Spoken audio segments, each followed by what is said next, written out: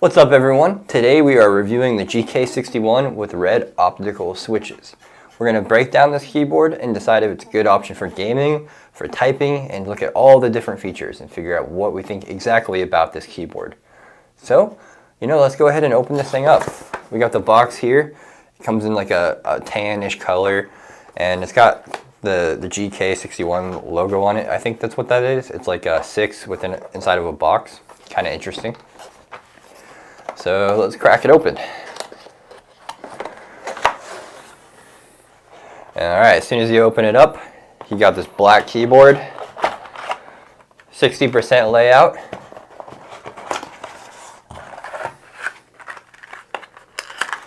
You also get a keycap puller. And you also get a switch puller. And then there's also some pretty basic instructions here. And these just have the different Bluetooth instructions if you want to connect via Bluetooth, I guess. Also has all the instructions for using RGB. So let's move the box to the side. Take a look at the keyboard itself. So, at first look, it looks like a pretty basic 60% keyboard. A full-size keyboard. It has a number pad, and then it has a navigational cluster, arrow keys, function row. But this one just has the alphanumerics, and then also has all of these other keys around it. So it's very compact. It's very efficient if you only plan on using these keys. So I personally really like 60%, especially with the arrow keys laid out like this, and I'll get more into that later. But if you're interested in this keyboard, it's probably because you heard it has optical switches, and for that reason, it's better for gaming. So optical switches, they actuate slightly faster than mechanical, which means that if you're gaming, you might have like a slight millisecond or two faster response time than someone who has a mechanical keyboard. And that in turn gives you a competitive advantage over your competition. So if you play in a game like Fortnite where you have to build walls really quickly, these optical switches are killer. So, let's just take a look at the switches, because I think that's what I'm most interested in right now. So just going to pop off this bottom row here, these 4 keys.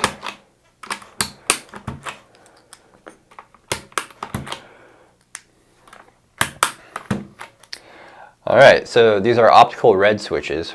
So they're linear, and apparently they're a force gram weight of like 45. So that's a little bit on the light side, but for most people that'll feel pretty normal. There's no tactile bump or no clicking noises. It's relatively quiet, which is good.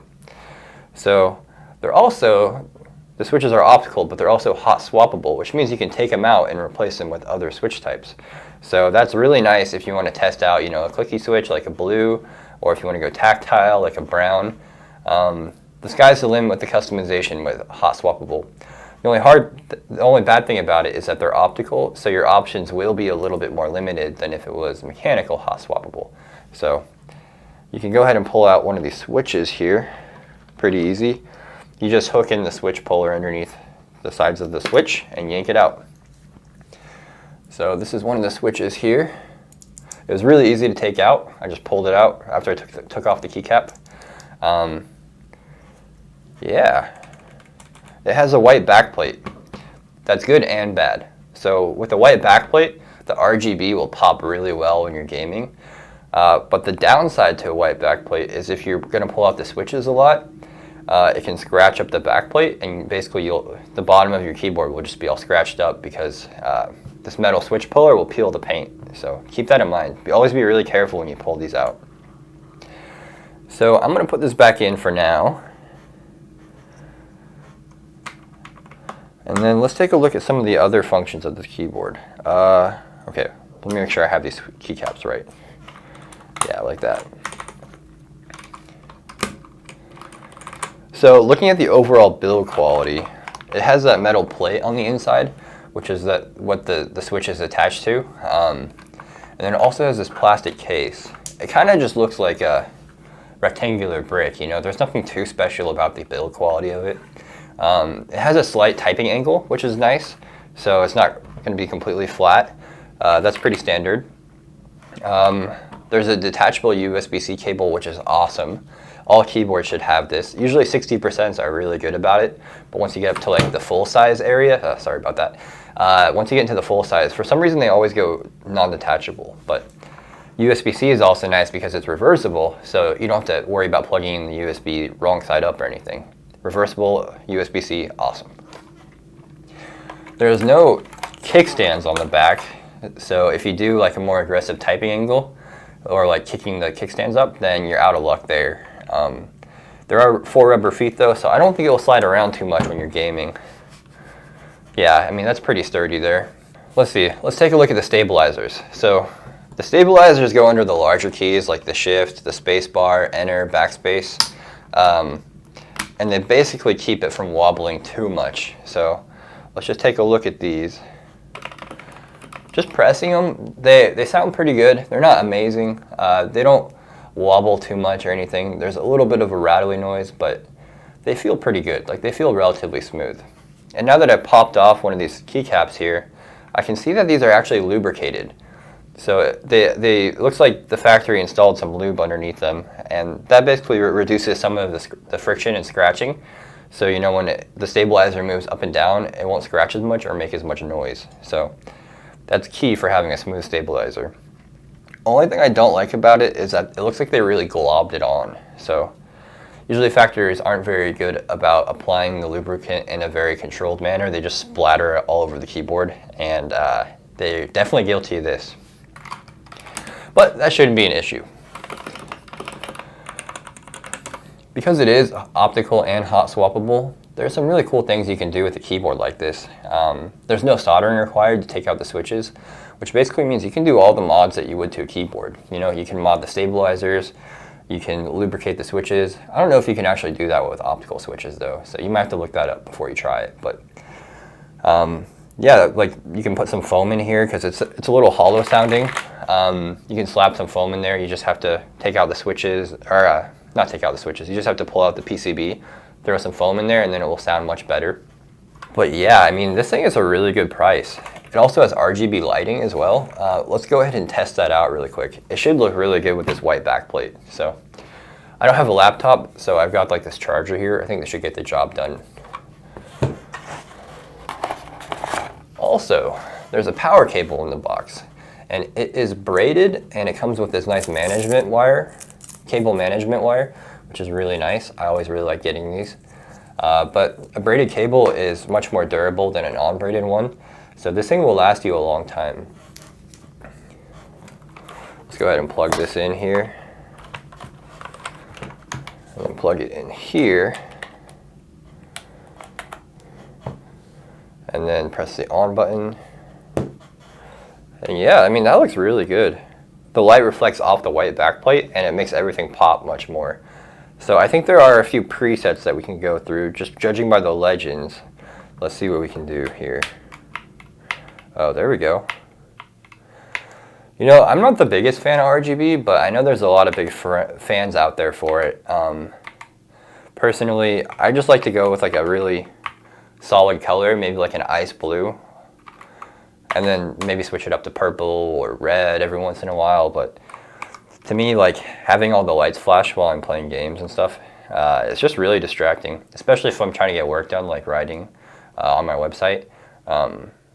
Yeah, it gets really distracting. So I like a nice icy blue color, and that backlight, the backlight is nice because it makes it easier to read the legends because it illuminates them at night. So if you like to play games at night or something, you'll be able to read these keycaps really well, which is nice.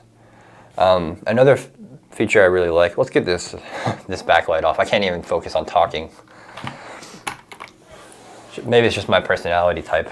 But yeah, if you look at these keycaps here, they have the lower layers, which basically explains like what you can do if you hold FN and press that button. So like on the top, you have all the F rows on the lower layer. But one thing I really want to highlight is where the arrow keys are. This makes it really, really nice if you still use arrow keys, but you're on a 60% layout, because you can be typing, and then if you want to, you know, move around the page, you can hold FN, and then with the same hand, you can press the arrow keys like this. Most of the time, the arrow keys are like up over here, which means you have to use both hands if you want to use the arrow keys. But this is really nice because you can get used to it where you can just slam this with your pinky and then use the arrow keys. So I really, really like that about this, the way they program this keyboard. The keycaps on this are also really cool because with a 60% keyboard with the standard layout and standard bottom row like this, you can swap them out really easily. So like the keycaps on it already aren't too bad. I mean, they're not amazing by any means. They're ABS plastic and double shot. So I mean, they're relatively thin, and if you use them a lot, the tops will start to wear in and they'll get like really shiny. I don't know if you've noticed that on certain keyboards, but like if you touch it and then you lift up your hand, it looks like you had grease all over your fingers and it stuck to the keycaps. It's not actually your fingers, it's the ABS plastic. It really picks up slime and stuff. So it looks like it's really dirty when in reality it's not. So what you can do with this standard bottom row is you can get a PBT nicer set and swap it out, and then it'll look much nicer, it'll feel better, and you won't get that really nasty shininess. So this is actually a really good option because it's in a very affordable price range. It has optical switches, and you can swap out the keycaps to make it feel much nicer. Plus, it has easy access to all the mods because it's hot swappable. So the value prop of this board is actually really, really good. The only downside is the optical switches feel a little different than mechanical. So you won't get that like true mechanical feel of a keyboard, but you'll be like 90% of the way there. So I would say if you plan on gaming and doing a game like Fortnite, where you have to press a lot of these keys often, then this keyboard is an awesome, awesome pick. If you're gonna do something more like typing or writing an essay or using it for schoolwork, I can't really recommend this. I would go for more of a mechanical keyboard and maybe something a little bit larger of a layout too. But yeah, I mean, that's about it for the review. The build quality is pretty good. The stabilizers are nice. The switches are great for gaming. The keycaps are easily replaceable, which is nice. And overall, it's just a really good value prop. So if you're looking for a keyboard under 50 for gaming, this is my pick. I would go with this keyboard. And that's it. That's the review. You can go now. All right, thanks for checking this out. Bye. One more thing. Let's dive into the typing test.